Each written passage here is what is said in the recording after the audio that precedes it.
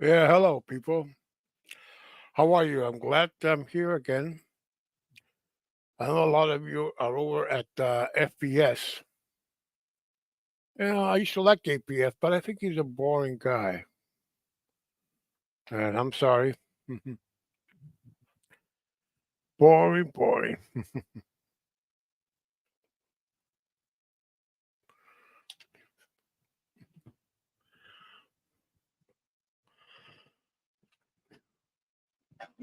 Well, well, we're right here with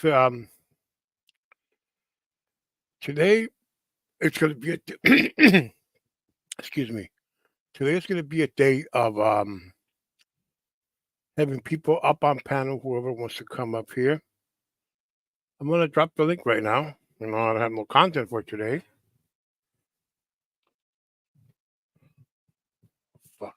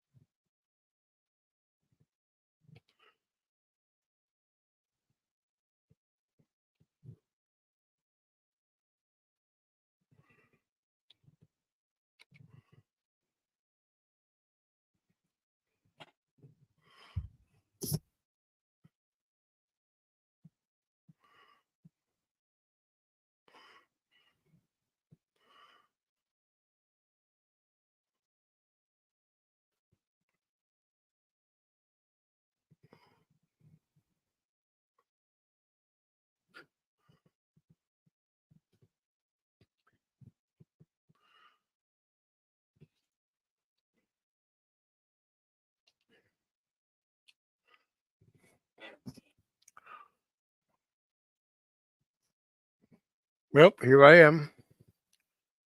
Let's see if you want to come up here and talk. I'll be here.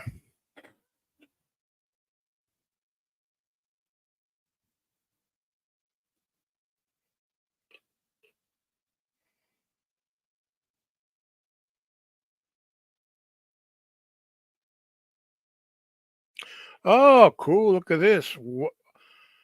One Love jamming to number one in the box office. A movie, the autobiography of Bob Marley.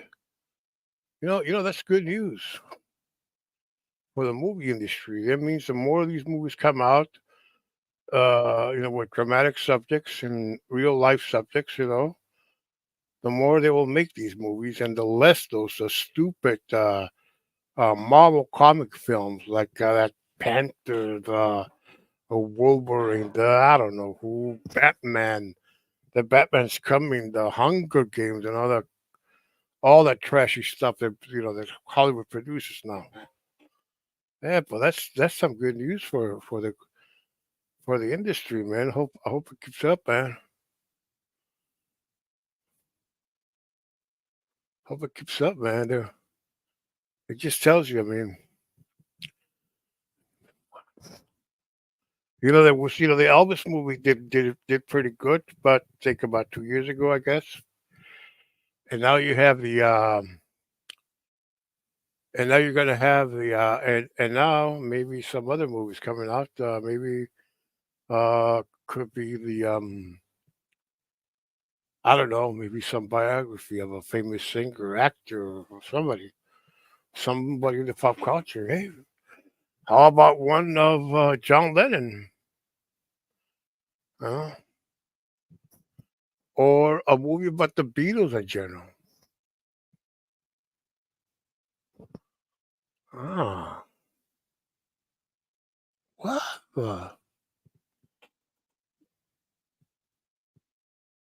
Oh my God!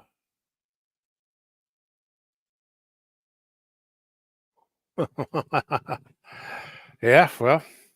That's the thing. That's the thing. Hmm.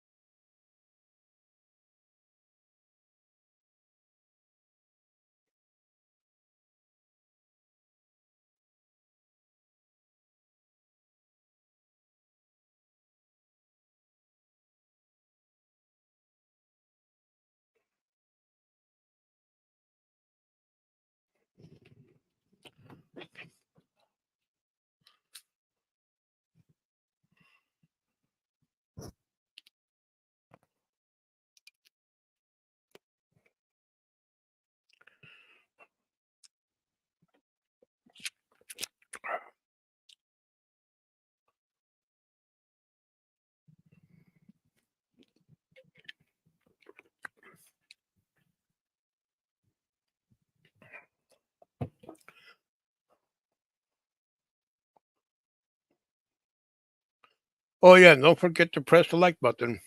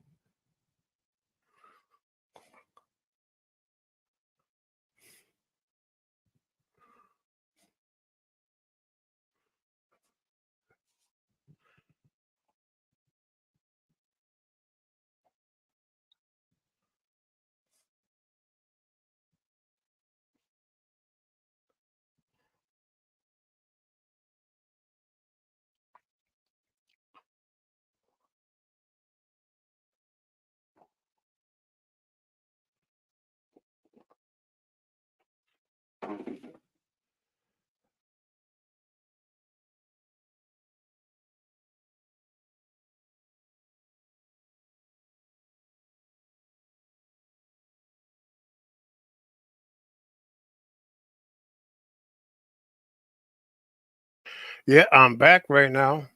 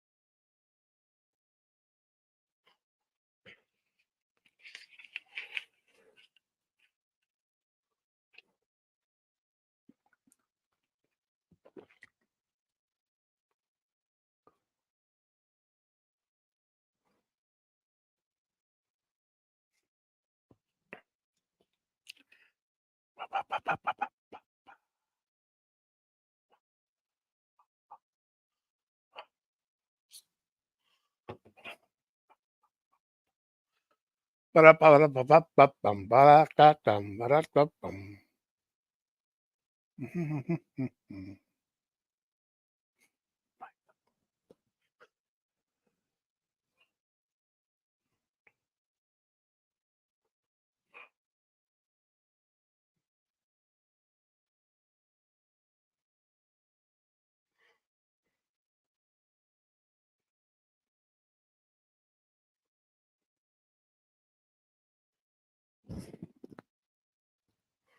Well, Poon had a big stream today.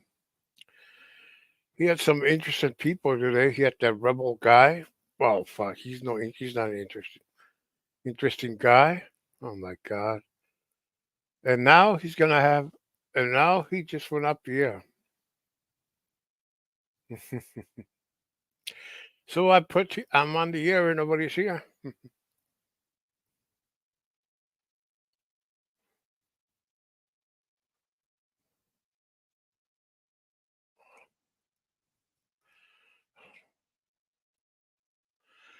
Yeah, well, I know FPS is on, and most people are over there.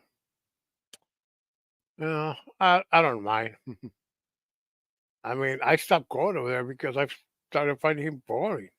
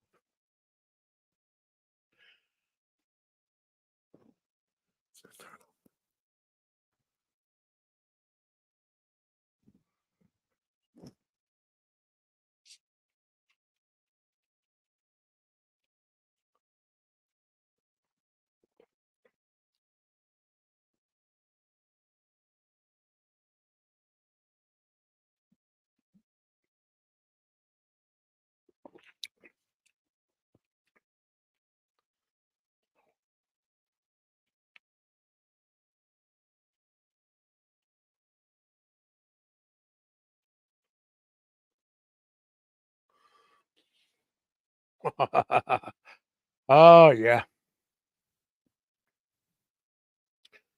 oh yeah.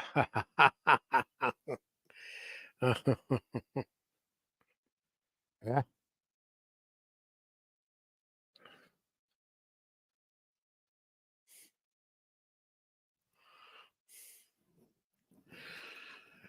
Let's see what we got here.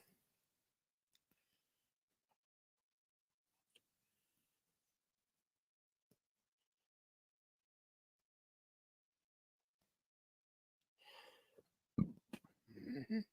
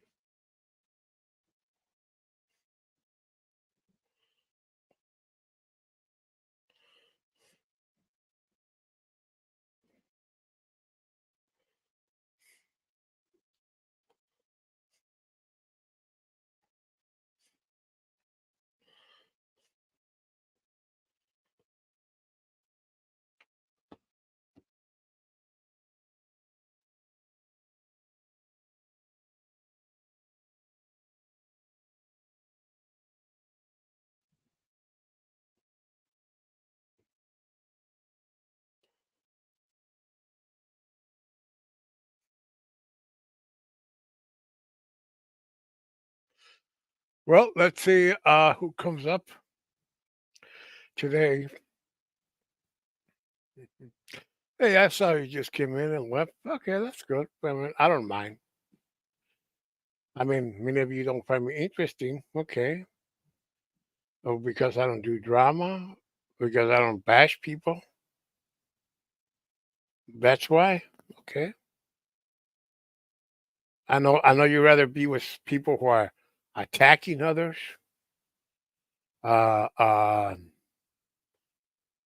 finding people hilarious who just talk about families and everything. That's what you'd rather be. Fine with me. All I can say that's your loss, not my loss. Not my loss. It just tells you that many of these communities have people with low IQs and dumb people. I mean, who don't want to hear stories about ghosts or stories about wars or stories about history, etc., etc. They want to hear stories about, mm, like I said before, gossip or how somebody is or how somebody is uh, um, getting his channel monetized or not. I mean, I don't see it that way. If I get it monetized, yeah, fine with me. Fine with me.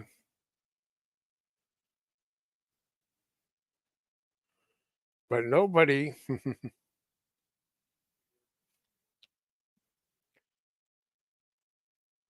but nobody cares.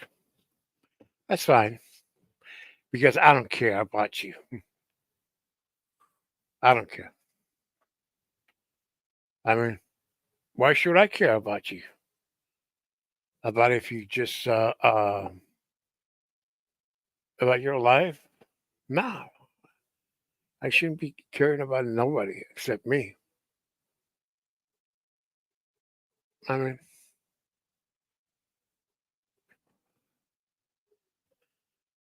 uh, I'm the one that remembers somebody, but that somebody doesn't remember me, or that somebody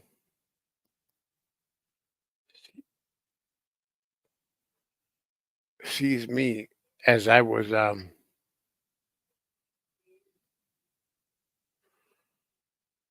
as I don't exist.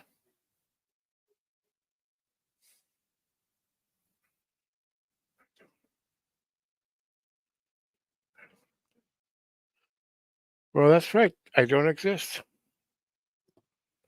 I don't exist, and I don't care about you.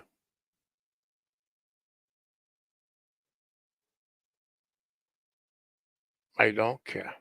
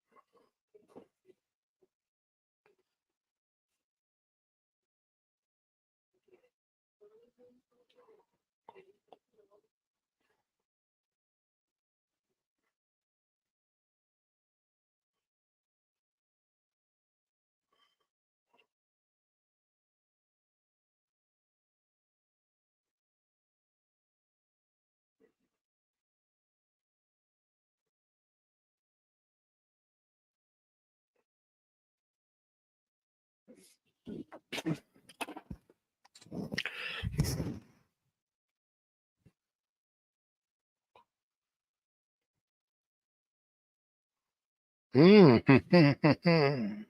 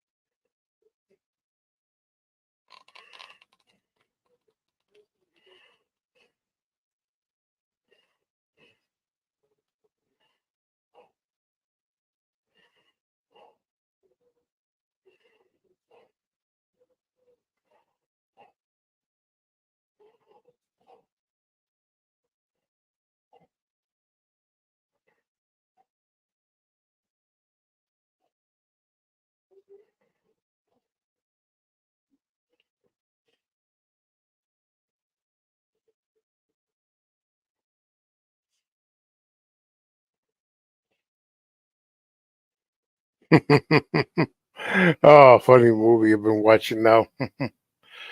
Yeah, yeah, yeah.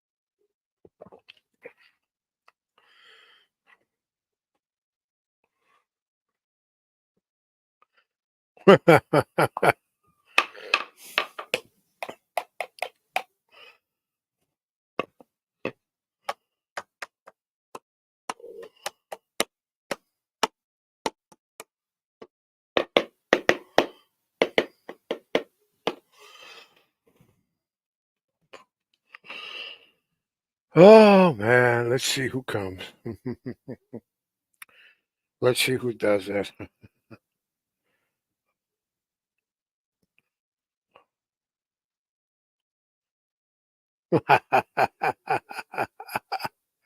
Oh God.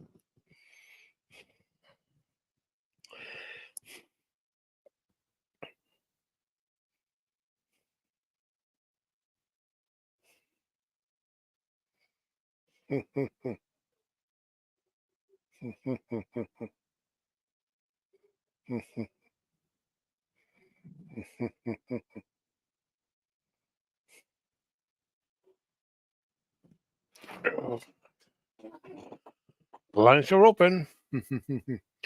Anybody want to come up?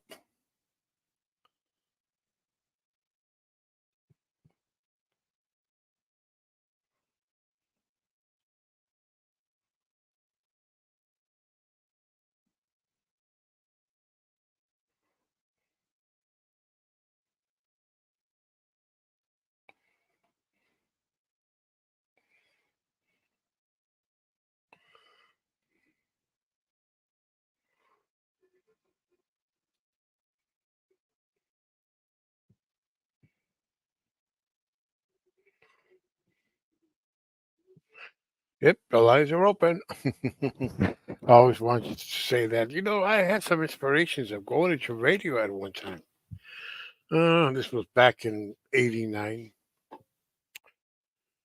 Oh, those days were good days, I think. Going into radio, I guess.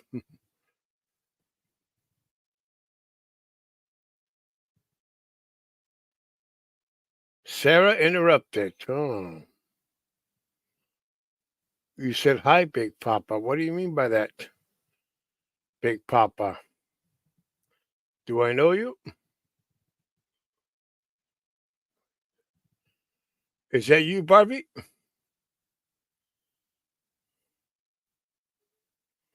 I guess you're not.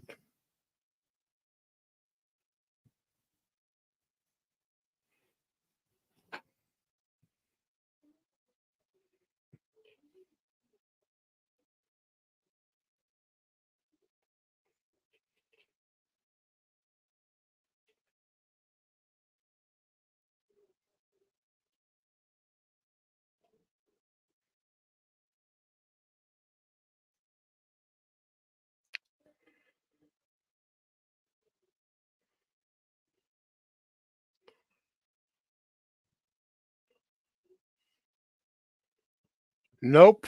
I don't want I don't want no coffee because you're not real and you're a troll like that.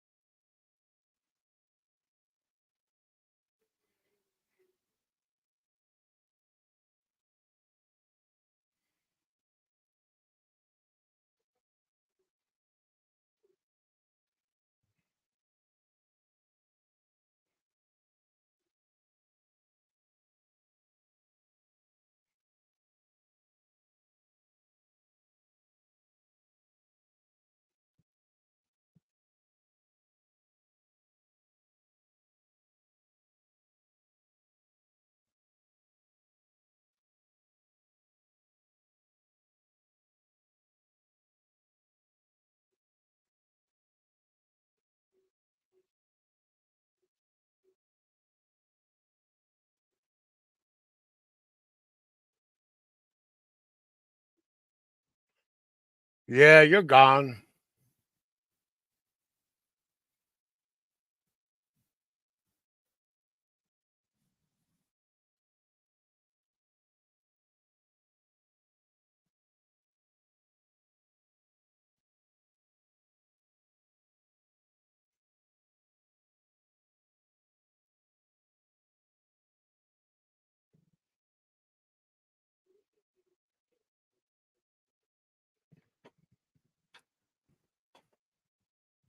Yeah, you see, I got a troll.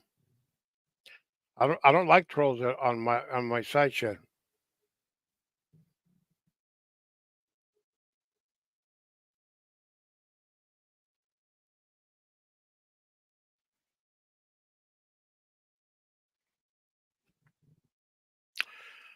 Trolls only bring trouble. That's all they do. They're not really funny.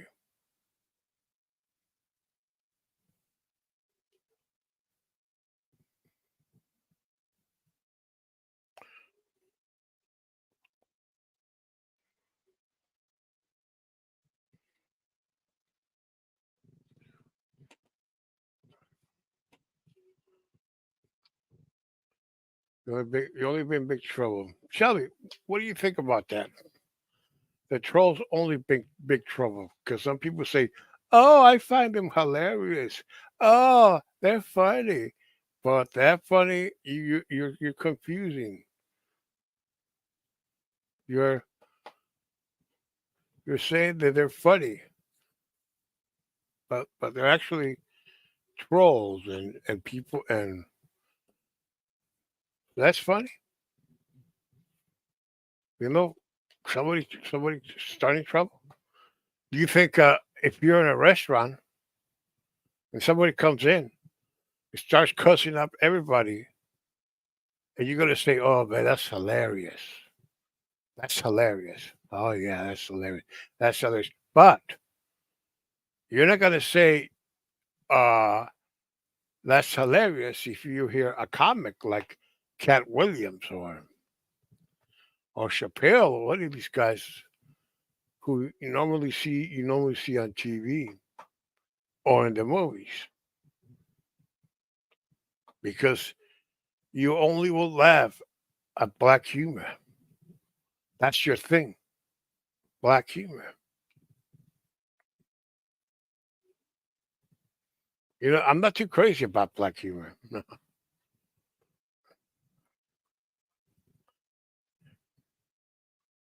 I know black humor sells, sells movies, sells DVDs, sells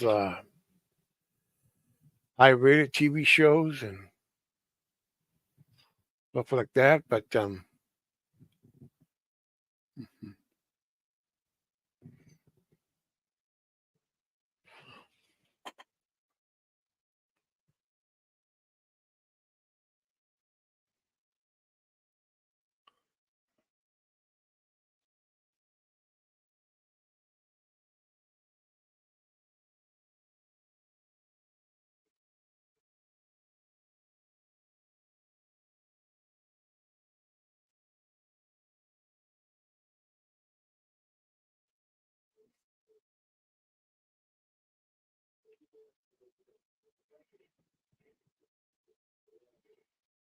okay, so just Poon went live. I think everybody's over there with Poon. Okay, that's fine. But guess what? I'm gonna stay here. I'm not going anywhere. Well, if I go, it means I'll be right back because I got to go to the bathroom. Okay. Hey, hello, Jane. How are you? Yeah. Yeah. This troll that just got in here, somebody named Sarah interrupted. Call me Hi Big Papa, and this is Big Papa want coffee. What? God, these trolls are just annoying, man.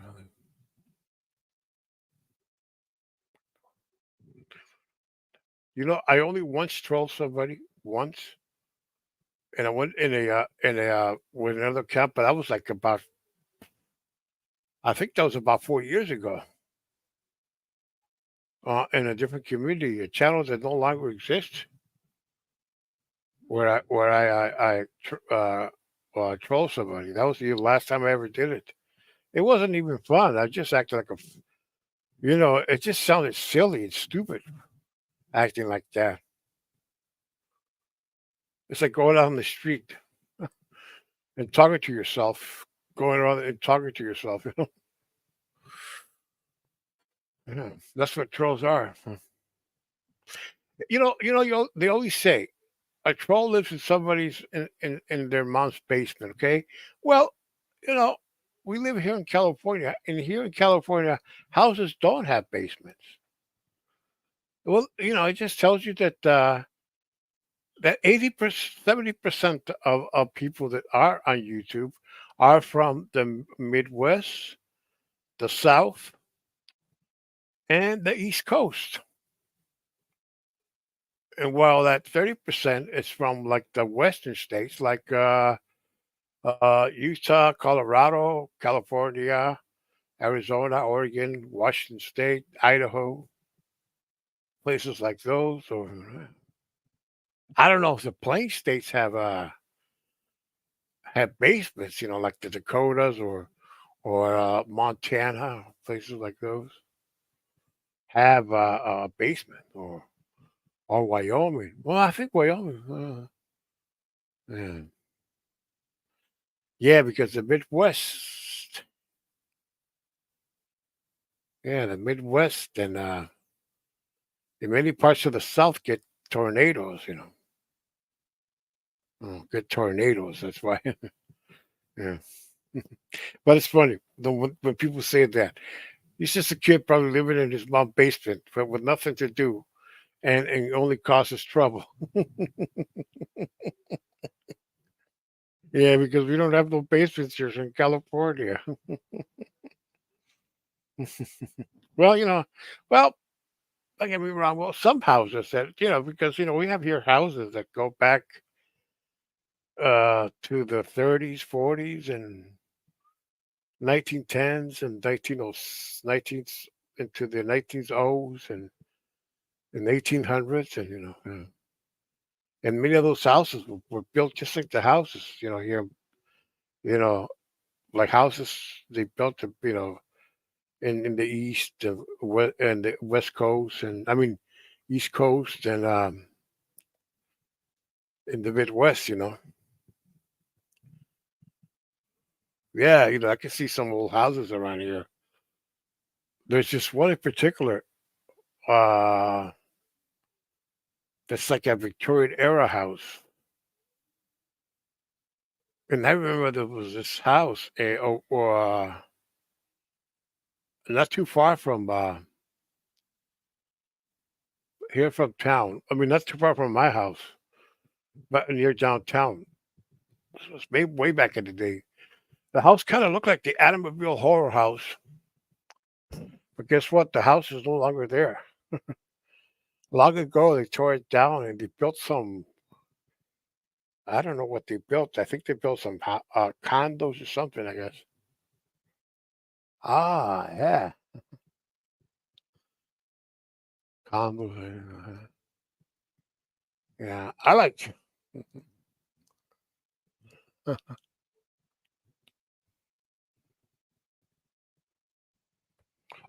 No way, no way. You're not coming up here, dude. What do you want to do?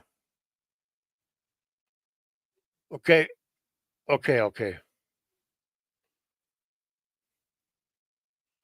I'm sorry, man. You're not coming up here, man.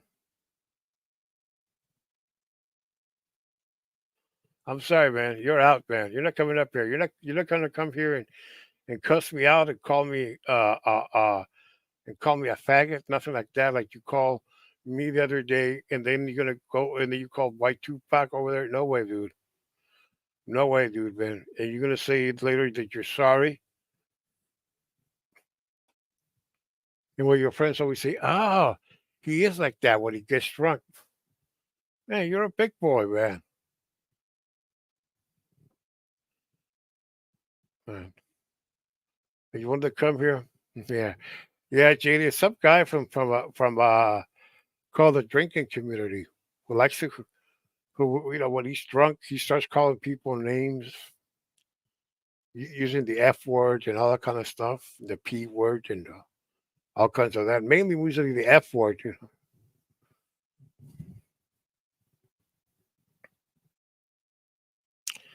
banned you. Yes, you're banned. You're banned, dude. You're not allowed out here. Yeah, yeah, and he's drunk right now. Oh wait, yeah, he's drunk and I banned him. He came up once. This was about 3 months ago, I think it was. I guess or more, and said to me that White Tupac, another guy who's a content creator for the drinking community, was calling him a faggot, and then he's told me, "You're a faggot too because you hang around with him." Yeah, because you hang around with him and all kind of stuff. It's just a low like drunk.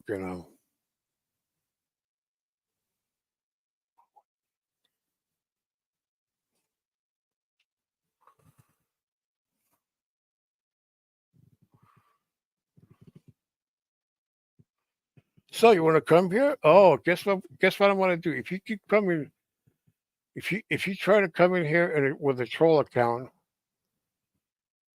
that I'm gonna tell some of my friends in some communities to roast your ass uh, like nothing else, man. That's what I want to do, man. If you try to coming up here, dude, I know you're a friend of White Tupac, dude, but you're not gonna come here and waste my time, okay? Do this.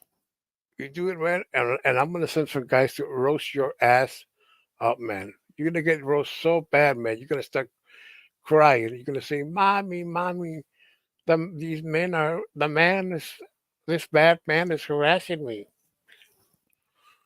Mommy, mommy, mommy." Yeah. Besides, we got ladies here who come here because I got a lot of women here who come into my side chat. You come here, calling me that. Oh yes, and I'm gonna go tell White Tupac when the next time he goes live, dude. And White Tupac, hope you're listening to, man. You better get your boy out there, man, on a leash, man,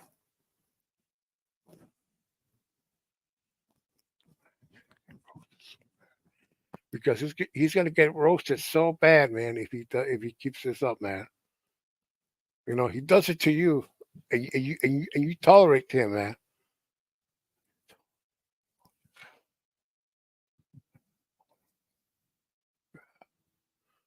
Yeah, this guy's worse than pizza or fish. I mean, if fish was to come up here, I'll have fish, but pizza, I don't know.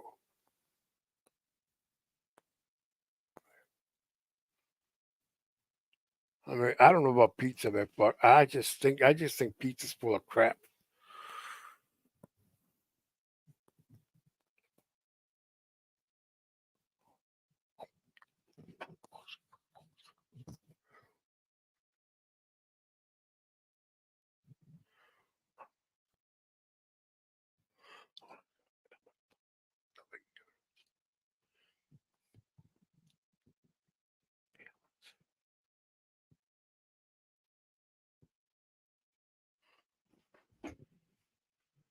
Hey, hi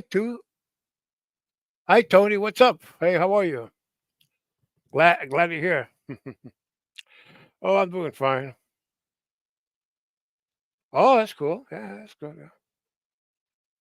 Yeah, we're just talking about this guy who wanted to come up on my live stream, and I blocked him because the last time he was here, he insulted me, calling me the F word and stuff of that, and telling me that I was some kind of loser, that kind of shit. No, no, no, no, man. You come up here it's because like you respect me. That's why you come up here. But you don't come up here to uh uh uh, uh troll people, man. And yeah, like I said before, if you're listening out there, man, White Tupac, your boy's gonna get roasted if he doesn't stop, you know, this nonsense, man. Okay, he's gonna get heavily roasted, man.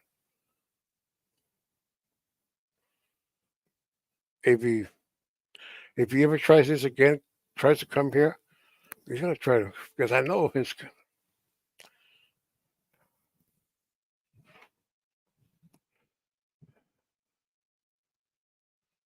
Yeah. Oh, he's a grown up. He has an avatar of the Baltimore Orioles. Yeah, Baltimore Orioles, dude. Guess what, man? My Dodgers are gonna beat your Baltimore Orioles, man.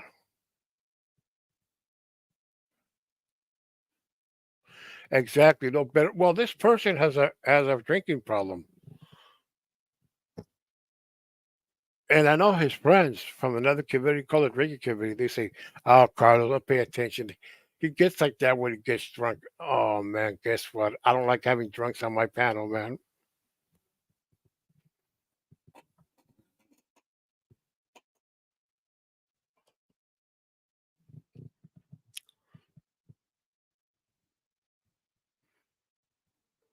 because the first time he was up on my panel, he I let him in. I was nice to him. Yeah, that's true. Yeah, and he said to me, "Hey, you know something? White Tupac is a fag." He said, "And so are you because you hang out with him." What? Yeah, White Tupac might come here on the side check. He's a friend. He's a friend, and that guy's is from his community, from the drinking community. Oh yeah. When they drink, they can get violent sometimes and loud and they start cussing out people for no particular reason. Fuck. I remember I went to this wedding. I think it was my brother-in-law's brother's wedding, and I remember as I was heading in, uh, his right, Tony. That's true. You don't need to add your voice. That's true.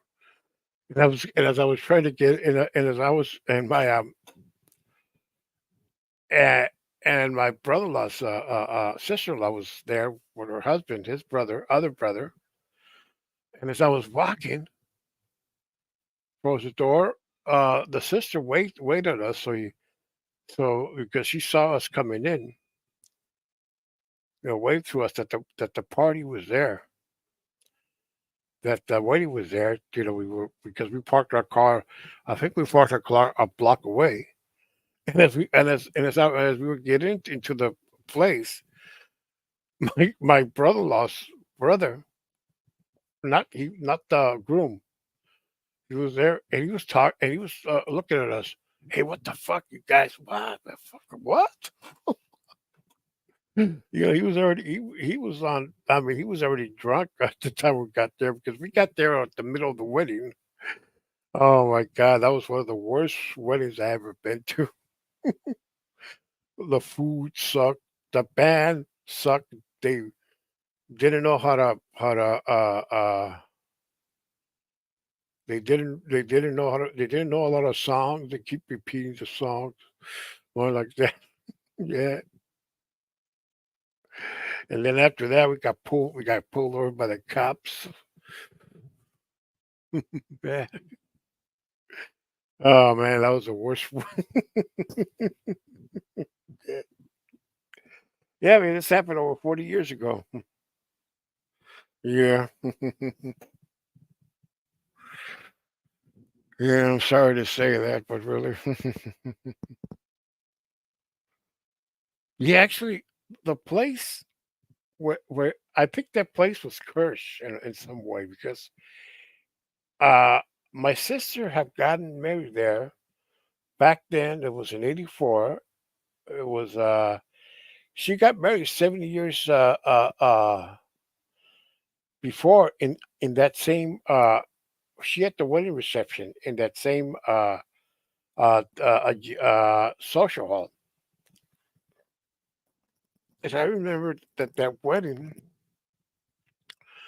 the food sucked because then his older brother, who was a chef, was supposed to cook the food for the wedding. Instead, he got drunk and forgot. But when he I remember it was already too late, and he was like rushing over. Go this, do this, hurry up, everything. Oh my God, the meat was cold. Damn. It was supposed to be good, but the meat was kind of cold, like still frozen or something. That, oh my God. And guess what happened, Tony? That place, that social hall, is no longer there.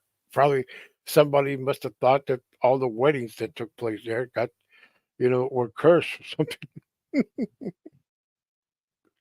Yeah, well, even though it wasn't even a big place to get hold of wedding, it was a nice place, but it wasn't a very big place because I heard I asked,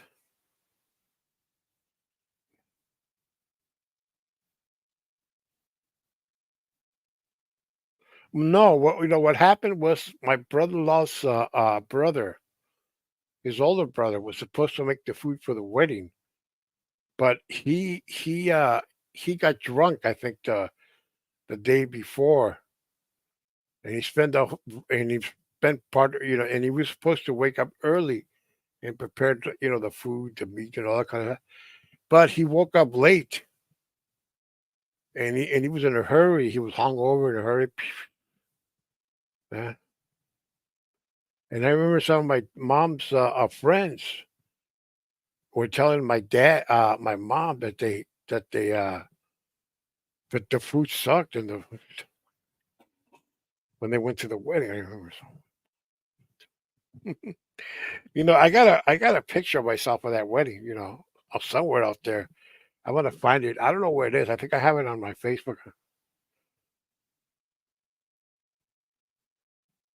Yeah, yeah, and you have to work with combination. Yeah, the best thing to do when you wake up with a hangover is to do something. Is to here's a recipe. Best thing to do is to have your breakfast,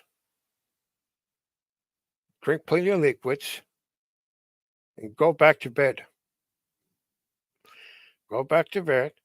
You'll sleep it off, the hangover, and by 1 o'clock, 2 o'clock, you're gonna feel about like 95% better than you did that. And then as the day goes by, you're gonna go 96, 97, 98, 99, and finally 100% better. Usually by nighttime, you're gonna feel better. But that's the best thing to do. That's the best thing to do. Just eat your breakfast, eat your lunch, don't skip meals, drink plenty of liquids, and stay in bed. Because of a hungover, you feel sick. I mean, you feel sick.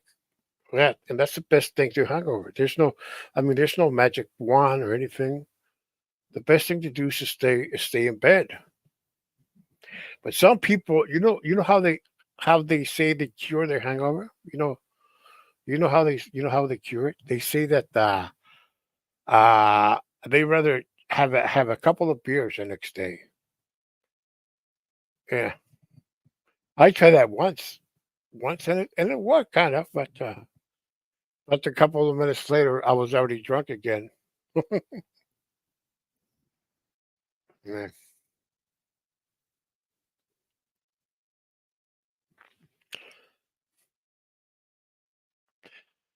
yeah, I was already drunk again.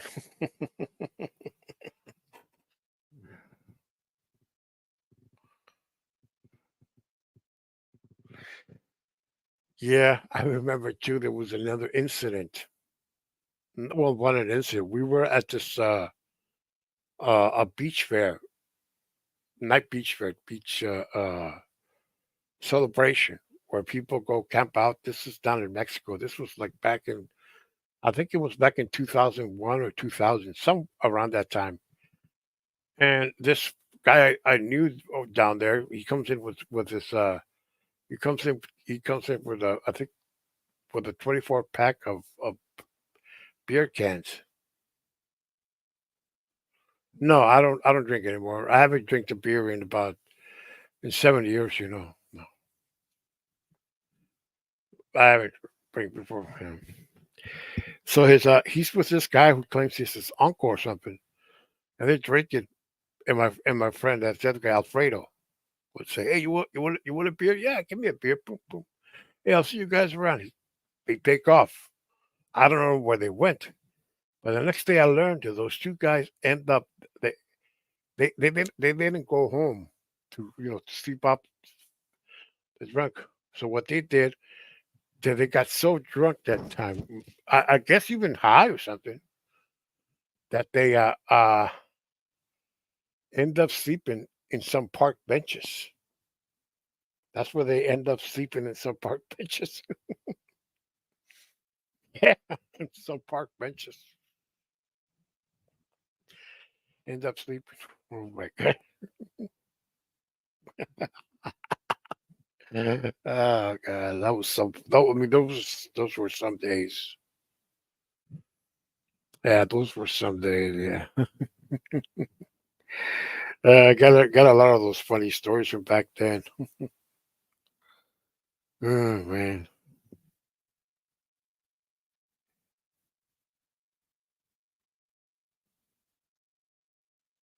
Yeah, yeah. That's where they end up. Yeah, they end up in some park bench. Yeah, they were just drinking. They had like a walking around the beach with a couple of so they gave me a beer. They went on their way somewhere. And later on, and the next day, somebody told me that Alfredo and his uncle had ended up sleeping in some park bench, and they were both and they were both dead drunk there. So, oh, I tell you, a lot of stories about drunks that come into my mind for years and years. Man, you gotta go back. I gotta go back to the oh my god, to the 80s or something. Drunk. Oh man. The one that's the funniest one ever was we were at this party. This was like on a Christmas of '82, and this local guy, um, uh, f- threw a party.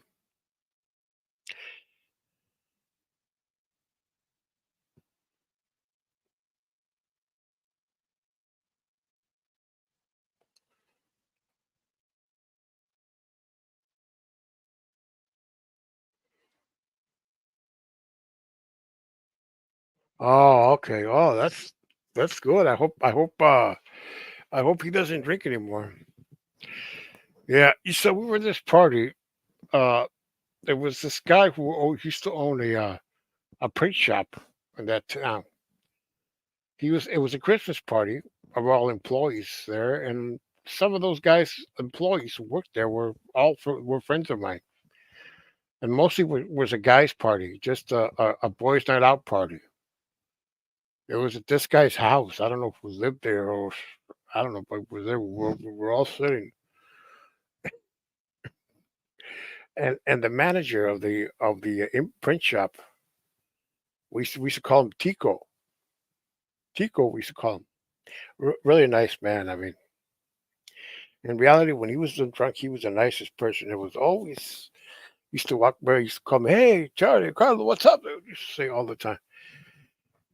So that day he got so drunk and he started picking up fights with people there. But since we said no, just leave him alone. He's drunk. Says Tico's drunk. The funny thing was that he put some music on. He put some music on, and we were sitting in the front yard on this table.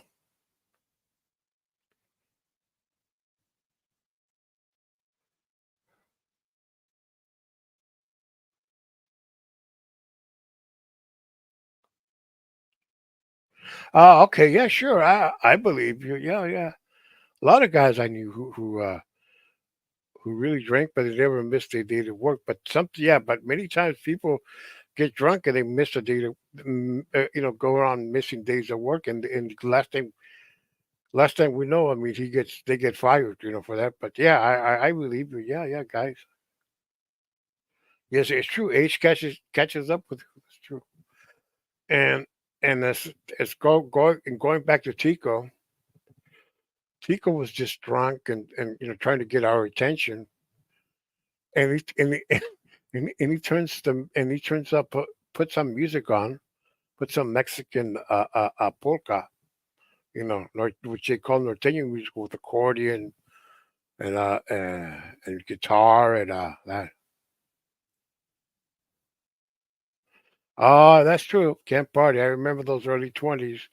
I remember them when I was in early 20s. Man, I was some dude party back then.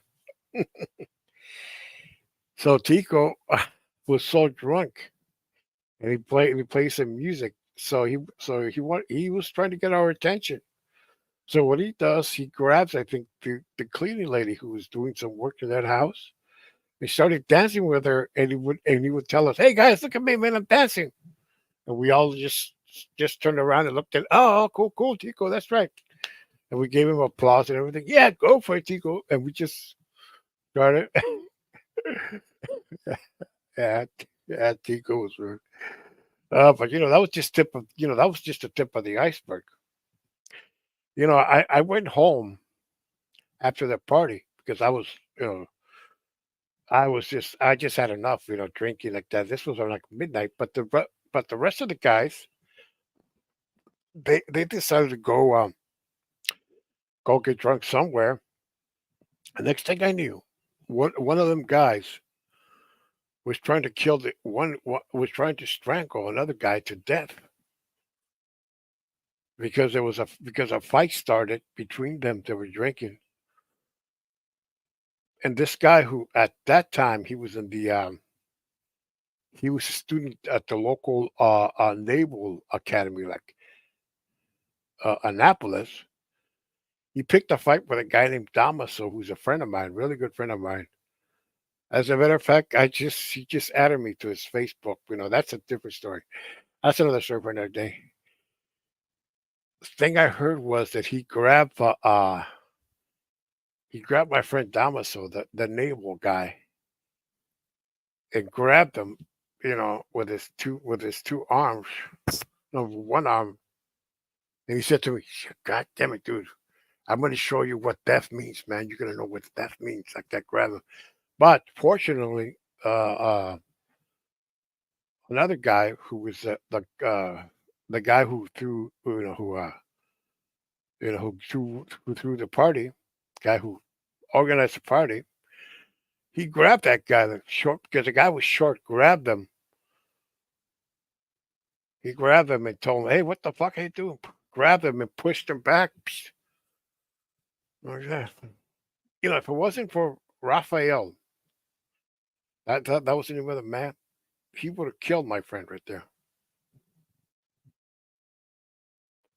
Because the guy was using he was using some naval fighting techniques or something. I mean, this guy was really crazy. Raul was his name. This guy was really crazy, man. He was a naval uh uh student. Uh, And funny, he disappeared from his town. He must have gone. He must moved away or something. Got married and and moved to a different city. When they join the military, that people are they're always getting transferred, and some of them end up living in the city that they were stationed at. A lot of them. I know because I grew up around a military base here, and I went to school with a lot of kids whose parents were like in the Navy or the Marines. Here in California.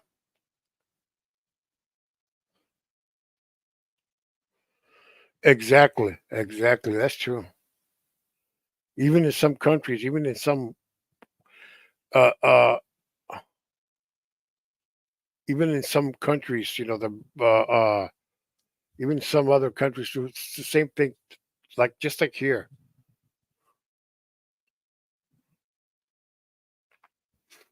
just like here. And then you join. Yeah, it was just yeah, yeah. Those were the days. Yeah, and you know what? That day. Going back to the party. You know what we had for dinner that night? We had deer meat. Deer. Yeah, yeah. The guy who owned that house and the owner of that who threw the party, uh, he went up to the mountains and hunted a deer, and we ate that deer.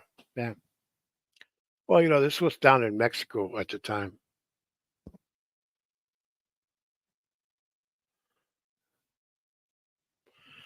Yeah, this was down in Mexico. This was around the Christmas of '82.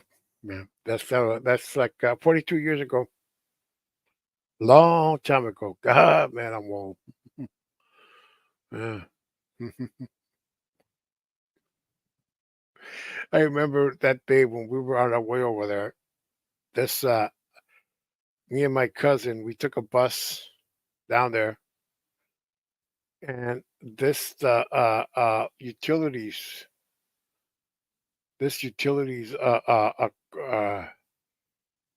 truck, one of them electric uh, cars from the local power company, that almost crashed into our bus. And the driver says, "Hey, you motherfucking bitch, what?" And my cousin told him, "Oh man, way to go, dude.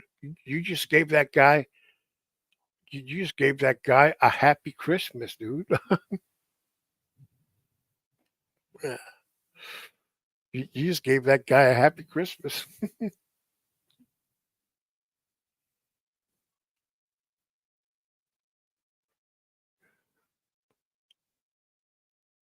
Okay, I believe you. Yes, well in Colorado also. Uh, yeah, that was in down in Mazatlan, Mexico. In that vicinity, there's a lot of deers and everything. Even the baseball team is called the Mazatlan Deers. Yeah, it's a resort town located in the northwest part of Mexico. It's very popular among Canadians. Go there a lot, yeah. Especially right this time of year where it's not that where it's very cold up there, and they go down there to spend like months there.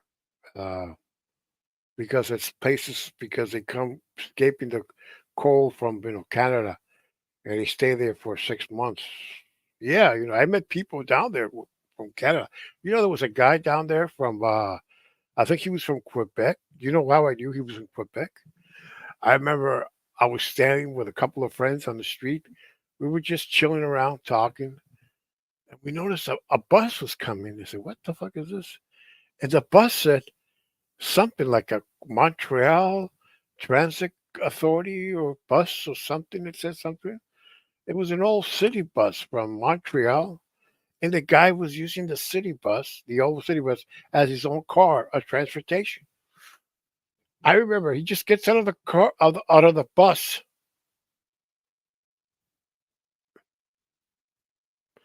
Yeah, he gets out of the bus, and he goes into I think a drugstore or some store. He goes in, and he comes right back carrying the bag, the thing he bought, and he goes back in and said, "What the hell is this guy, man?" My friend said, "Man, this weird. This guy's weird, man." Fuck. Oh my god, it was very hilarious. Yeah, yeah, that's the only time I ever ate deer meat. Yeah, yeah. My cousin told me a story that happened to him some years back.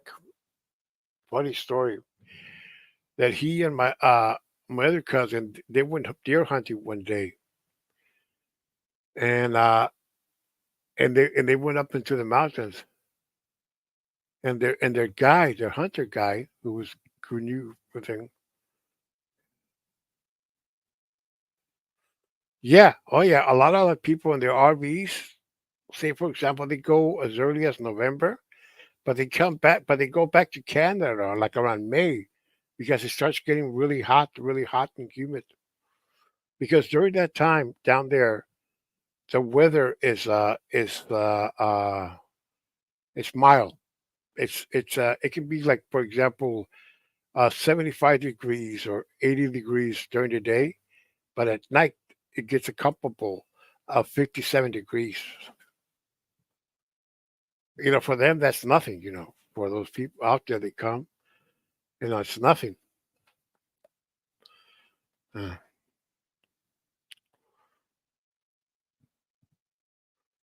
yeah, I remember I met a old guy there from Canada. He was an immigrant he had migrated from Canada, from Germany, down there. He was living.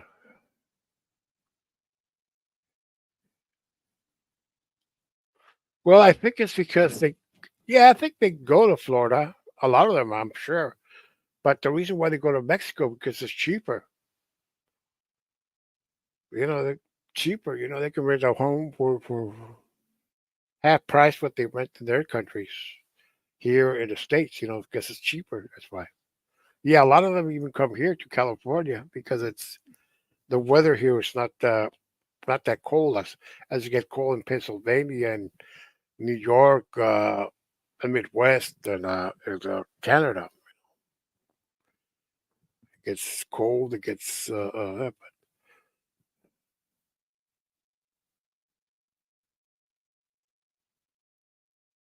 yeah, hmm yeah. That uh that region where your son-in-law is born. That has some of the best climate in the world. Best, it's some of the best weather.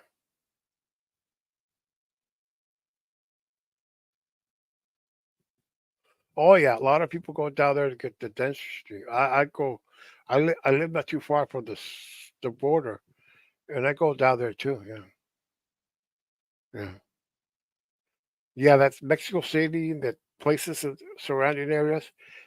They have some of the best weather in the world. I mean, for in the summertime, you can go to you can be in Mexico City in the summertime, like in July or August. It could be like 75 degrees at night, and no, wait, during the day, and at night it can get a comfortable like 55 degrees. You don't need no air conditioner or anything like that. Yeah, yeah, it's because a lot of these towns are in high elevations. That's why. Yeah, a lot of people go, dentistry. Yeah, yeah, it's cheaper. That's why, cheaper, and so funny when you go down there during the weekends. Sometimes like a Sunday, and the funny thing is, you're walking by a dentist's office and you see people in the waiting room.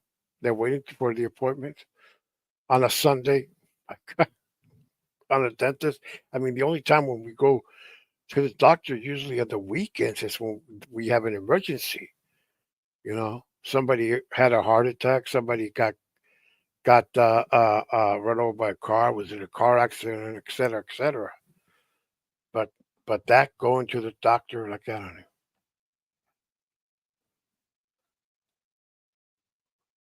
Yeah, that's right. Yeah, mosquito coil. It's better, but if you go to the coast of Mexico, like in the east of Mexico, Veracruz, and west, which is Acapulco, and the other places like Stapa, those places during the summer are very hot and humid, very hot, and they're prone to hurricanes. Yeah,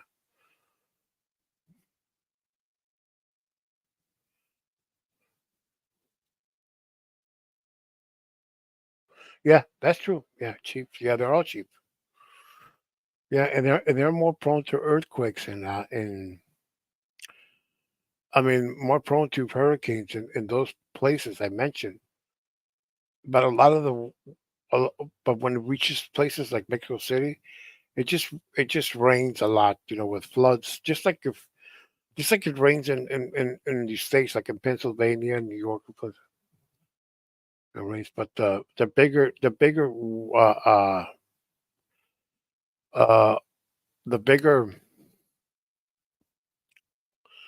stuff are the hurricanes that happen in those regions, Acapulco, Cancun, those places. Those are the cheap. Those places are very expensive to visit as tourists. You have Isla Mujeres, Acapulco, Cancun, a place called Huatulco, Rio Escondido, Oaxaca. You have Iztapa, Cihuatanejo, Manzanillo, Mazatlan.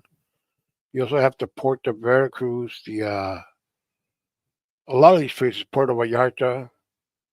All of these are beach resorts. They have.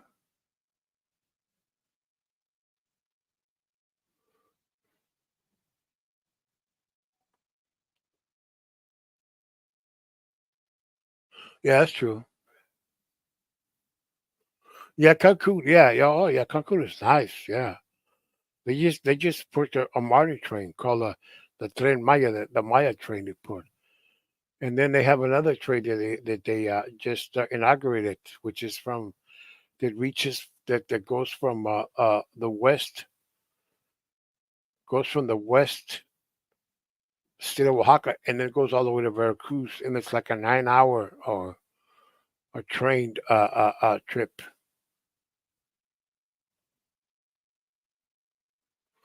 Yeah, yeah, fluent Spanish. Yeah, I'll be right back in just a second. Okay, gotta go to. Okay.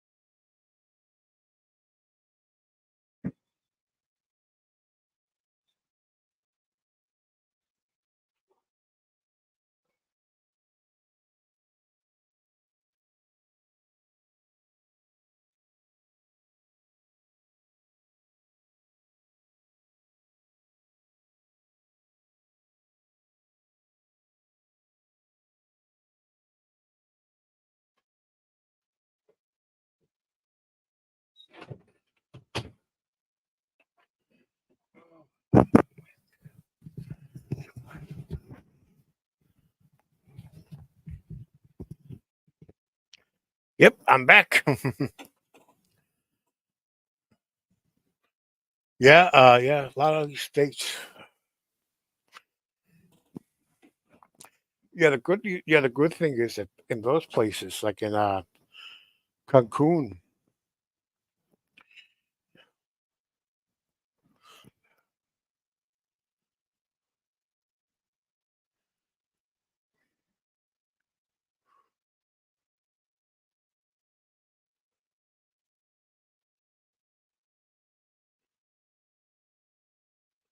Oh, okay, yeah.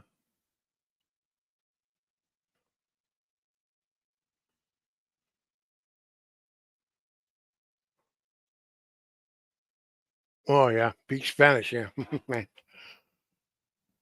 Yeah, my mom doesn't speak English too.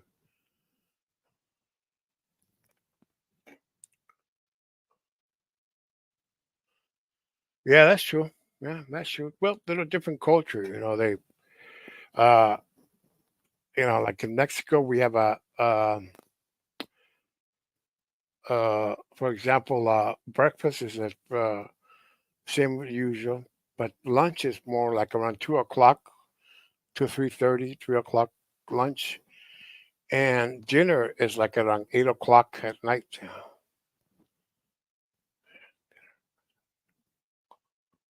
Yeah, dinner is at 8 o'clock at night. But dinner for many people is not just having a full meal. It's what they call well. There's another. Well, they have dinner, yeah, and but there's another thing we have in Mexico. We call it merienda. They call it. It's it's when we eat like pastry with coffee or cocoa.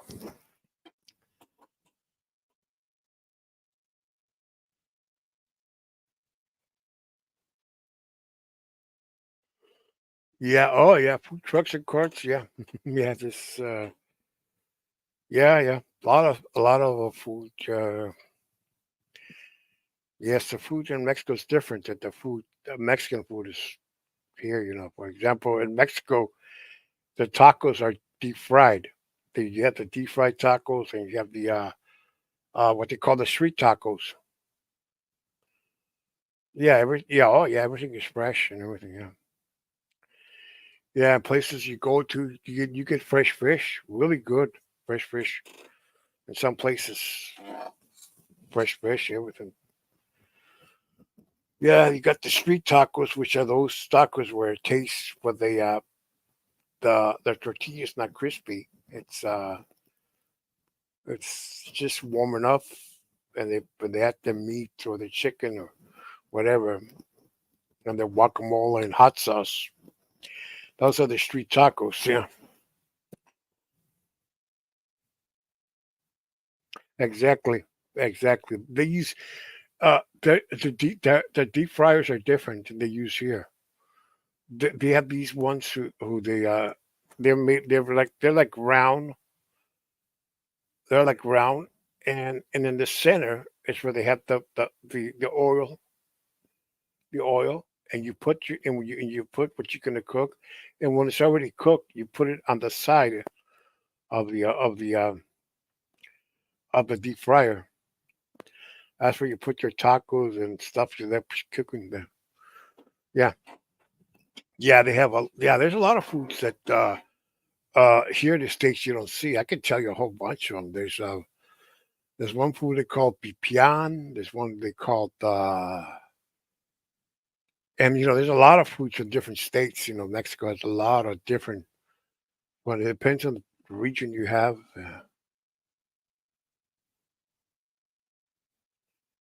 Yeah, pressure cookers. A lot. Yeah, they use a lot of them down there. Yeah, and you know something. And also interesting fact: if you want to eat good, like if you like, most people when they go to Mexican restaurants here in the states, they want their tacos, enchiladas, or stuff like that, or that or tostadas or something. You know where people go and eat that stuff. They go eat if they want that if they want for they make it at home, right? Number 10. But if they want to go out and eat it, you know what they do? They go to somebody else's house. Oh, that's good. Your own flour tortillas. Oh man, that's yummy stuff. Oh yeah, that's good. Yeah.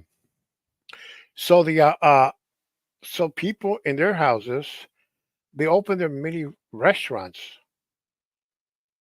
and you go to you usually the woman runs that mini restaurant, and she makes like tostadas, tacos, and you eat stuff, and you eat it, and believe it or not, you go eat those, and believe it or not, you won't want to go eat here no more in the states because it's very all fresh, all good. Oh my God, home cooked by real Mexicans, home cooked meal like that, non restaurant food, nothing you make all that. And usually they open those at night. They open those at night. They call it dinner food, dinner that. Yeah, that's why. And sometimes you're in a village, you're in some small village in Mexico. You want to go out to dinner. No, you don't go to a restaurant like all right, let's go to the Chinese or Italian or Mexican or sushi or whatever. No, since you go to that person's house and you just see that they sell food. You tell them, "Hi, hey, what's up?" You tell the person, "Come sit here." You sit, the lady tells you, how many just tacos you want? How many of this you want? Oh yeah, got it. And they give you a soda. So, and usually it's run by the family. The one of the kids, that's the waiter. It brings your food and drinks. You know, yeah, a real mom and pop business. Real. That's how you eat, and that's how it is. If you want good pizza or any good food, I always say to go to a mom and pop restaurant.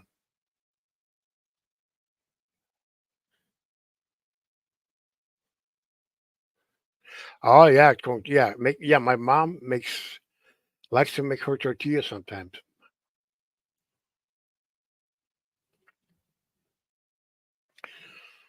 Yeah, yeah. In Mexico, people eat their tortillas fresh, especially in small villages.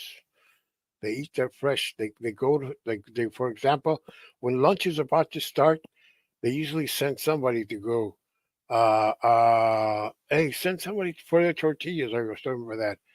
or breakfast because they eat their breakfast with tortillas or eggs and beans and stuff like that. They eat it with tortillas and as dinner too. And they ask somebody who's going to go who's going to go to the tortilla shop, you know. And tortilla shops are places, and they are mom and pop. Uh, uh, um, exactly, better food. Exactly. Yeah, tortillas and go that exactly. That's if you in Mexico. If you ever go to Mexico down there, if you want to eat some good Mexican food, go to some mom and pop joint. Yeah, yeah. In Mexican diners, food they're like if you're at home, they don't ask for the menu. You tell the lady, what do you guys serving for lunch today?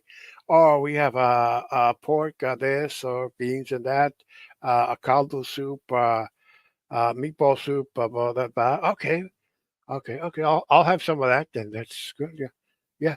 And those are mom and pop organization. You're eating authentic Mexican home cooked meals. The food that we eat, the food that my mom still makes at home here. Yeah, that's the stuff you don't find in restaurants. Yeah, you eat that. You eat just like, and those are the in Mexico the equivalents of the American diner. You eat that. And when I go down to Mexico, that's the places I go to eat. You know why? Because I eat there. Because I can eat at lunch, and I can stay full around like feel full like around 7 o'clock their dinner time until the next dinner, and I could just feel relaxed and eat that. My dad used to go to this when we were living in Mexico. My dad used to go to this mom and pop stand where they made uh, uh, uh, home cooked meals. I was telling my brother and this was about 10 years ago that I went past that mom and pop store, and I was telling my brother, "Guess, hey, bro, I went past that place in Tijuana, and I noticed that the lady that who used to cook for my dad there my dad was alive back. I'm talking about 50 years ago. The lady was still there. Nah, she couldn't be there. She's already retired. What you saw there was the daughters running the place. No, she was right there. My guess was that the lady didn't want nobody to. They just brought her there because you know they were probably bringing her. They were probably was because they didn't want to leave her home boring and everything. So they gave her an apron just to be around and do something. Or maybe she didn't want to leave her play a business. Didn't trust her kids. Happens a lot.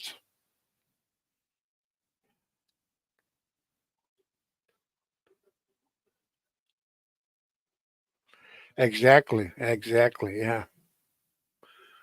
Exactly. Maybe she got mad at them and told him, "I'm not old, man. I'm gonna, yeah, oh, man, fuck that. I'm gonna stay here until I die." Yeah, yeah,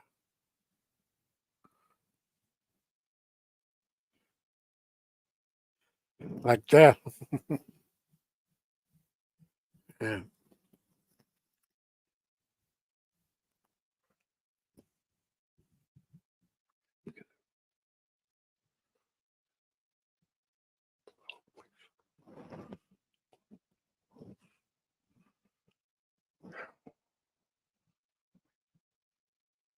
yeah. You know what? My mother is planning to go to Mexico. I think next month or so.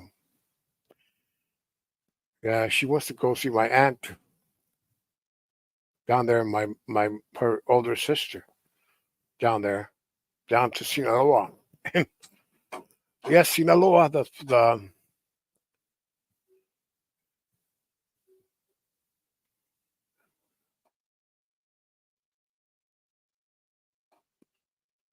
exactly. Wanted to, but yes, I agree. Oh yeah, I agree with that. Yeah, yeah, yeah. There's a lot of stories that go around like that all over the world. Yeah, they don't want to. Yeah, my friend of mine was telling me a story about her dad. Her dad was very old and didn't want. And he was running this tailor shop or something, and he didn't want to retire. He just wanted to stay there, even though the guy was old and everything. She told me that no, no, I'm not going anywhere. I'm not going anywhere. Stay.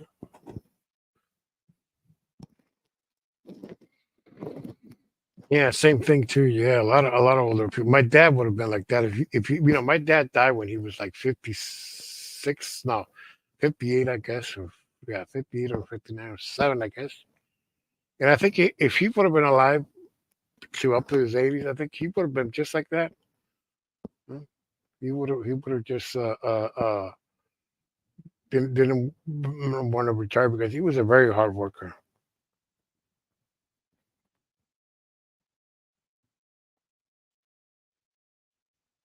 Oh, that's good. Yeah, yeah, that's good. Mexico City, I have some relatives there too. I have a cousin who she's a doctor, well, as well as her husband that are doctors.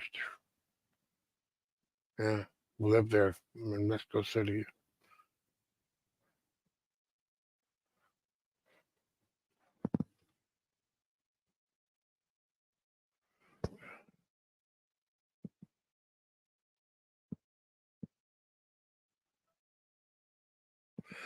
Oh, that's true. That's true.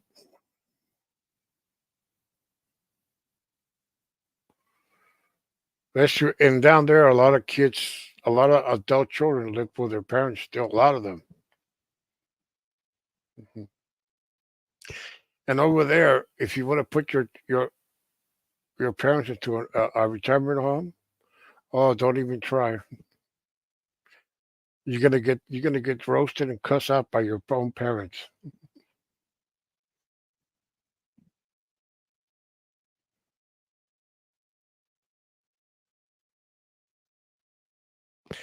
My mom, she always hated that kind of talk. Always, always hated that kind of talk.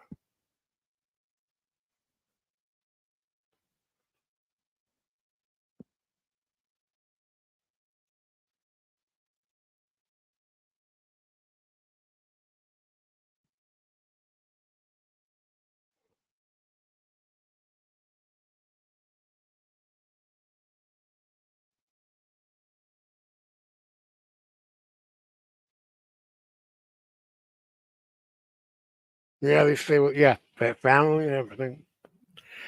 Yeah, around this time they're enjoying their pastry and coffee or their pan dulce we call it. Mexican pastry consists a lot of it comes from a lot of French influence. They have this crispy pastry. They call it hearts because they're shaped of hearts. That's a kind of a French pastry. Yeah, and they also have bread, just like Italian bread, French bread down there, especially in the city of Guadalajara, Mexico. If you go down there in the Guadalajara, Mexico, you're gonna be so surprised, so intrigued because you're gonna see people that you're gonna say, "What?" You're gonna start talking English to them, and they're gonna tell you, "Wh- What are you talking? I don't speak English." You're gonna think they're American, but they're actually Mexican. Uh, they're Mexican a lot of them.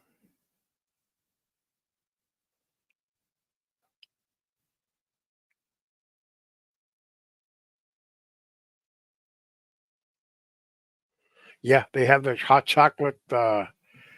Very different than the hot chocolate here in America. The chocolate they have they it's just a dark chocolate bar, especially chocolate bars, not for eating. That they mix it with milk. They mix it with milk and they eat it with uh,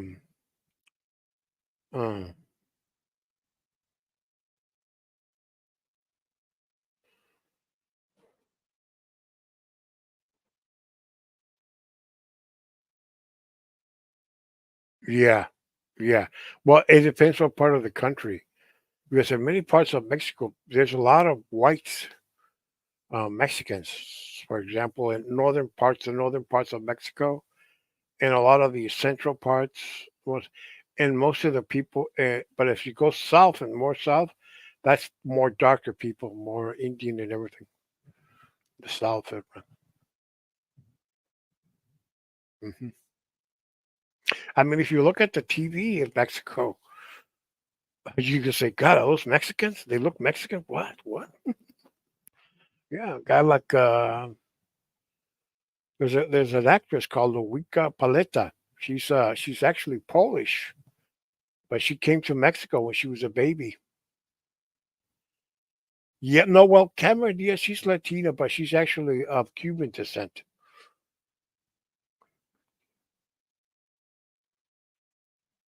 Yeah, oh yeah, Cameron Diaz, yeah, that's right. Yeah, there's an actor who has been in in some of the Star Wars movies. Diego Luna. Doesn't look as anxious. You have this one called Luica Paleta. She's like 45 years old, but her parents brought her to Mexico when she was a baby. Actually, her parents were like music performers or something. But the I think the television people in Mexico like their work so much that they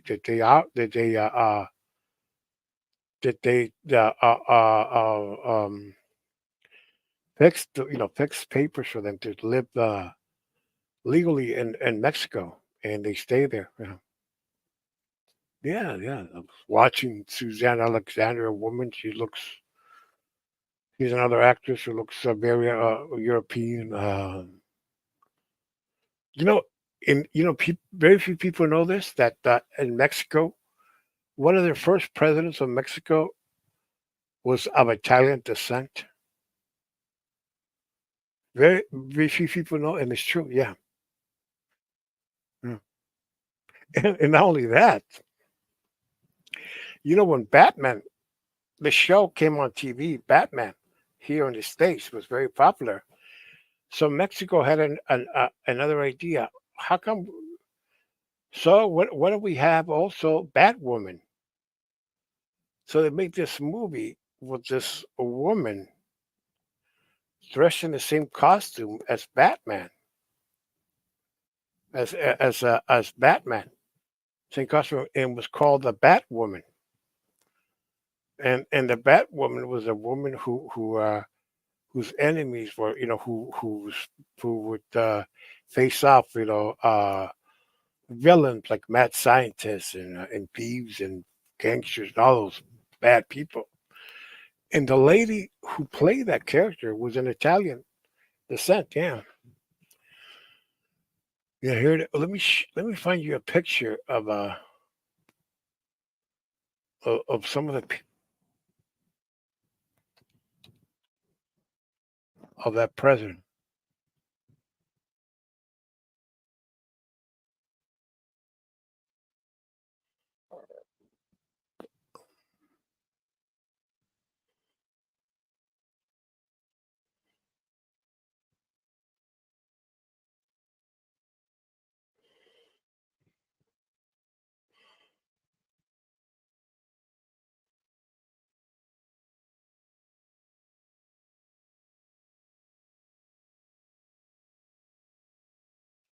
Oh yeah. There's a place called La Jusco, which is outside of Mexico City. It's really nice, really green with a lot of palm. I mean, no, no, pine trees over there. Called La Jusco.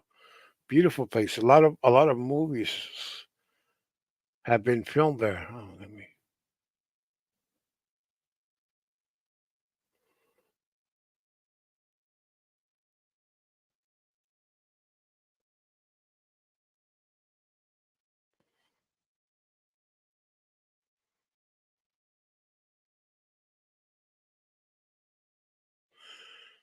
You see, this was one of Mexico's first presidents.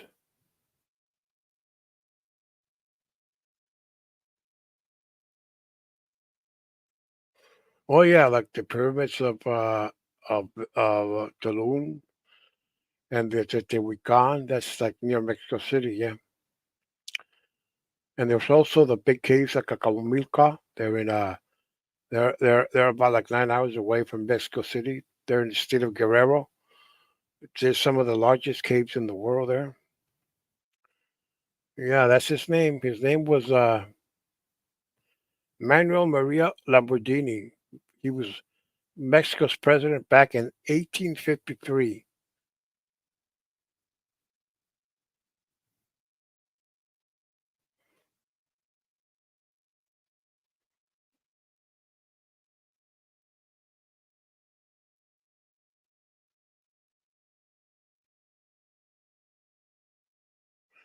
And this was one of Mexico's first ladies. No, he was Italian. His name was here we go. Let me see. He was Mexico's president in 1853. His name was Manuel Maria Lamborghini. That was his name, and he was one of Mexico's presidents in 1953.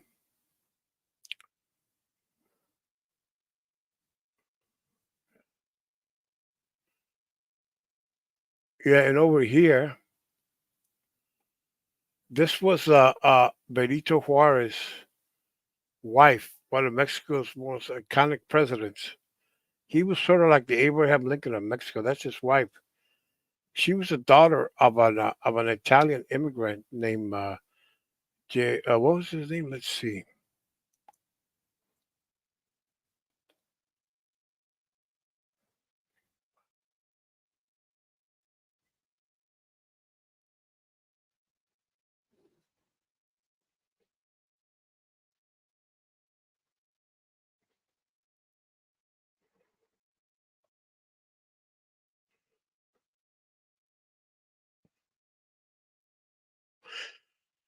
Yeah, true.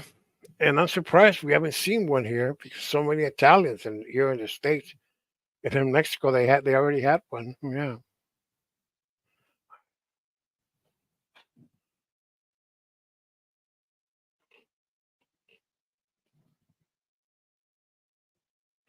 Yeah, these are the famous Italian Mexicans from artists all the way to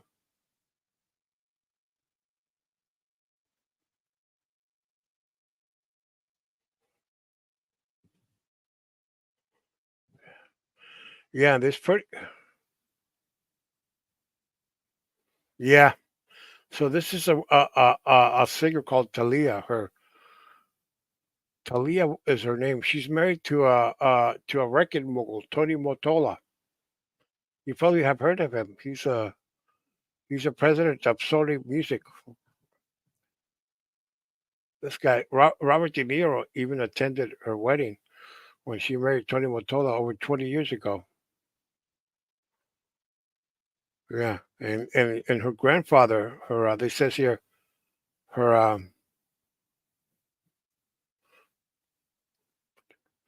her great grandfather was born in Florence, Italy.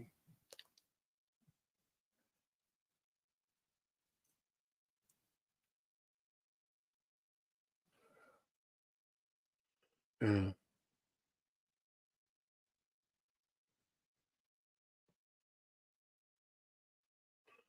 And here's another one called Claudio Linati was an Italian painter and lithographer.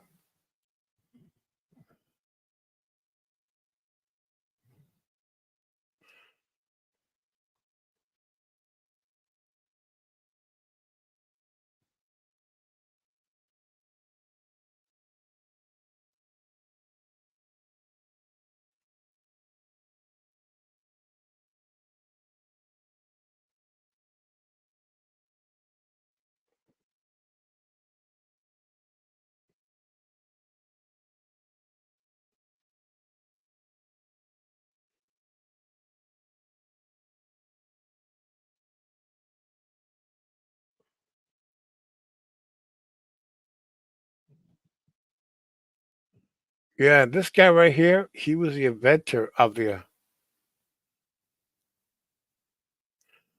Caesar salad, Caesar Cardini. He invented it in Mexico during the Prohibition. You know, because he was when he migrated to the U.S., he ended up in California. But when the Prohibition came around, there was no there were a lot of the restaurants here in the states had to stop selling alcohol. So what he did was he went down to Mexico to Tijuana, which was right in the border with the U.S. And as many other Americans went down there, even gangsters went down there. Yeah, yeah, Cesar Cardini. Yeah, and he invented it in Mexico. The place is still there in Tijuana, Mexico. So a lot of them were there because alcohol was legal down there. Was legal. So is a lot of Americans who just uh, uh, didn't want to go and buy moonshine or any illegal stuff. Hey, man, it's legal down there. We don't have to worry about getting busted or anything. Let's go down there. Yeah. And only that, even that city attracted Al Capone and a lot of gangsters because gambling. This was before Vegas. Gambling was legal there. I mean, casinos like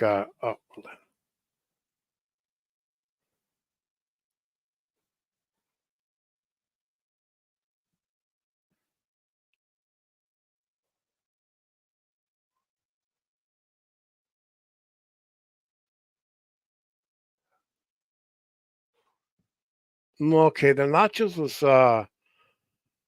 that was like about the 60s.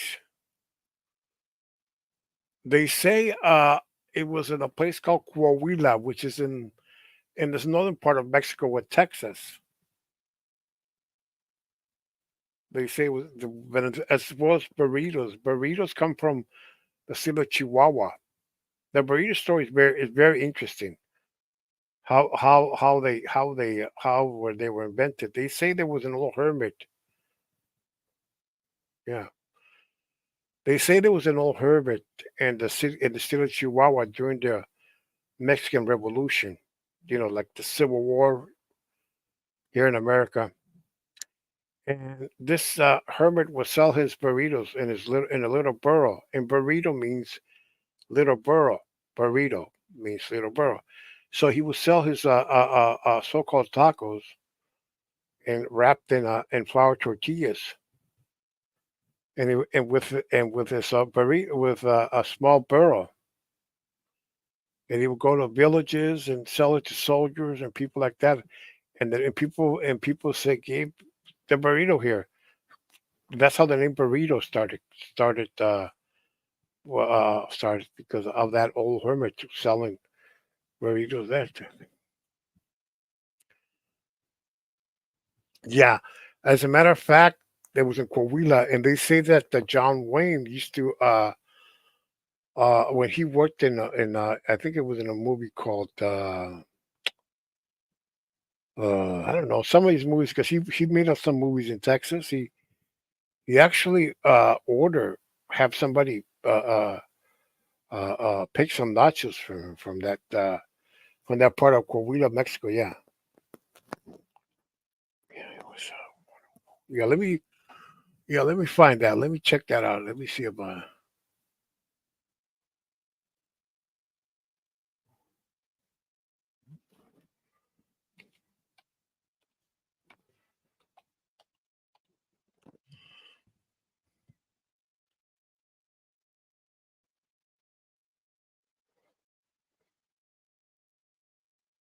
Yeah, here it is. Yeah, it originated. Okay, the nachos originated in the city of Piedras Negras, Coahuila, Mexico. That's a border town across the border from Eagle Pass, Texas, in the United States. Ignacio Nacho Anaya created nachos in 1943. The Victory Club, when Manny Fan and the U.S. military officer's wife, whose husbands were stationed in the nearby U.S. Army base Fort Duncan, traveled across the border to eat that victory to eat at the Victory Club. When Anaya was unable to find the cook, so he went to the kitchen and spotted freshly fried pieces of corn tortillas. In a moment of the culinary inspiration, Anaya cut up the tortillas into tangles, fried them, added shredded cheese, quickly heated them, added slice of pickled jalapeno peppers, and served them. After tasting the snack, Phelan asked what it was called. Anaya responded, "Well, I guess we could call them Nacho Special, Hispanic Nacho." His name was Ignacio. And Nacho,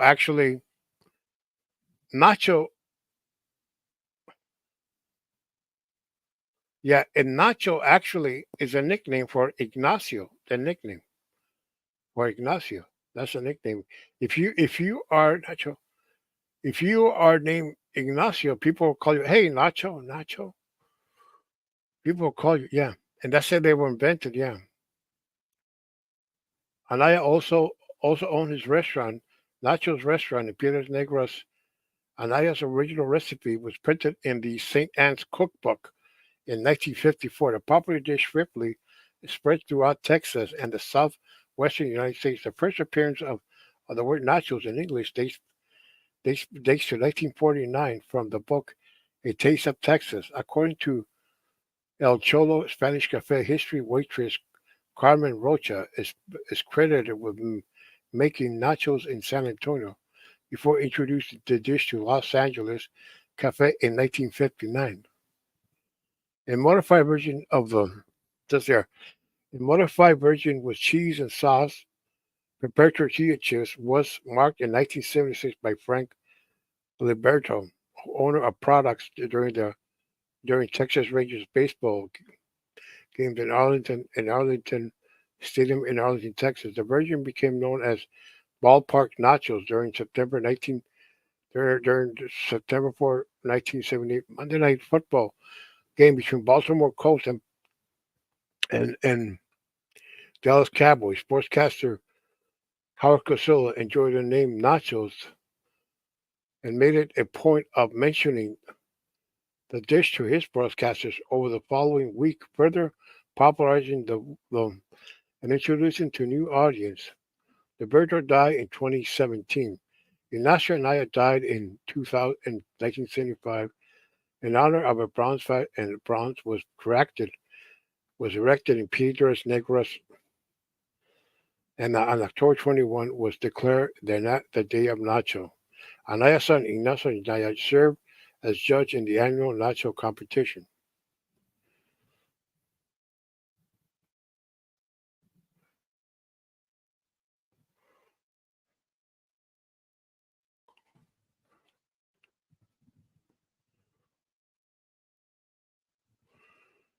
Yeah, the burrito is the flour tortilla. It consists mostly in the northern states of Mexico, like Baja California, Sonora, Chihuahua, Coahuila, Nuevo León, and Tamaulipas. Those are the border states.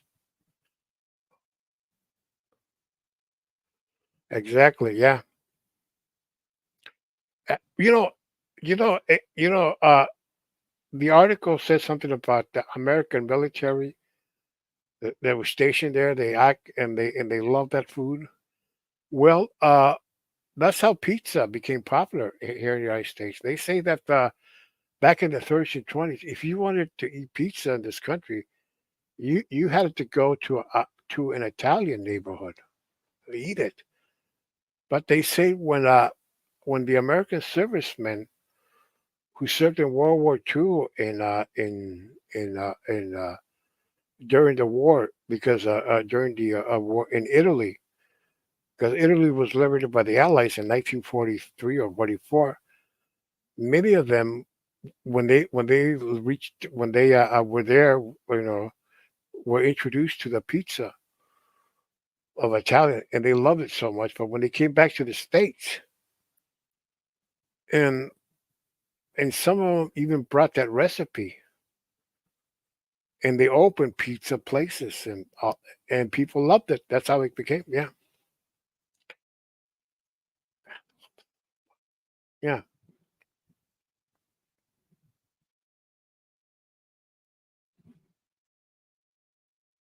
yeah. So like the 1950s, it was widely available all over the country. But before that, it was only available in the Italian American neighborhood, like in New York, places like those. But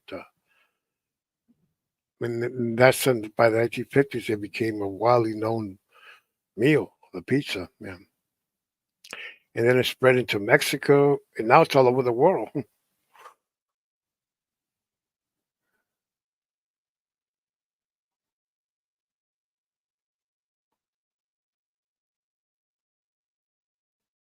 Oh, yeah. Oh, interesting story. Yeah, yeah,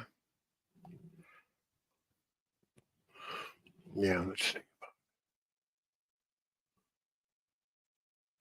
Oh, yeah. Now we're gonna. Yeah, I'm gonna check more about pizza.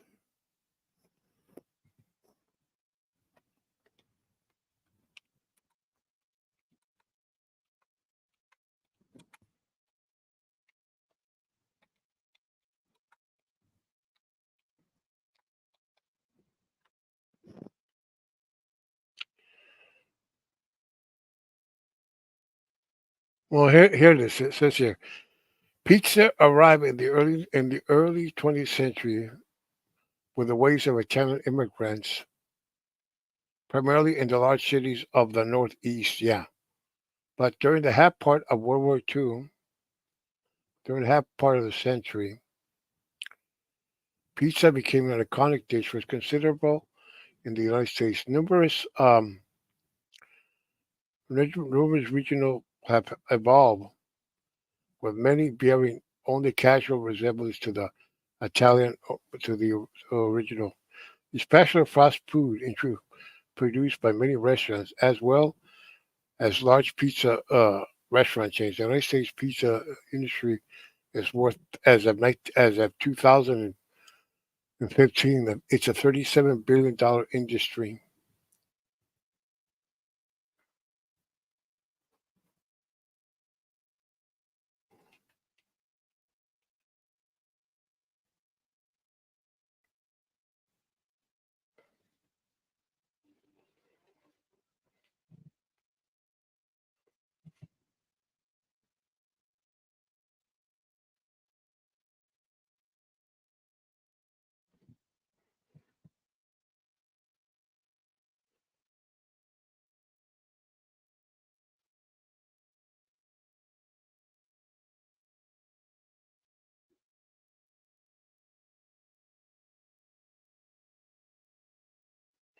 Oh, God, interesting, man.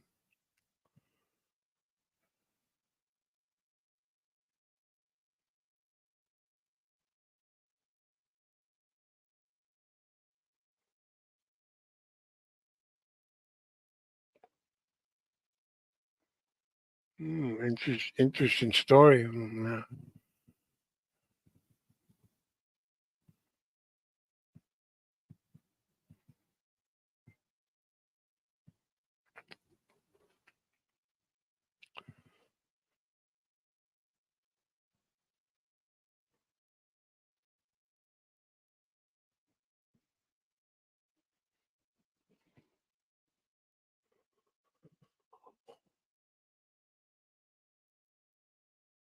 Right, exactly. Yeah, more authentic cheese. Yeah. Oh man. Well, Tony, I gotta go now, but I'll see you tomorrow over at Gunsmoke the Dawn. Okay.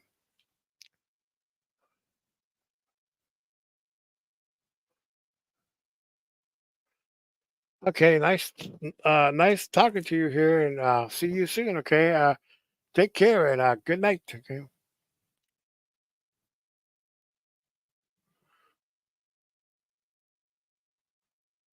Oh, you're welcome.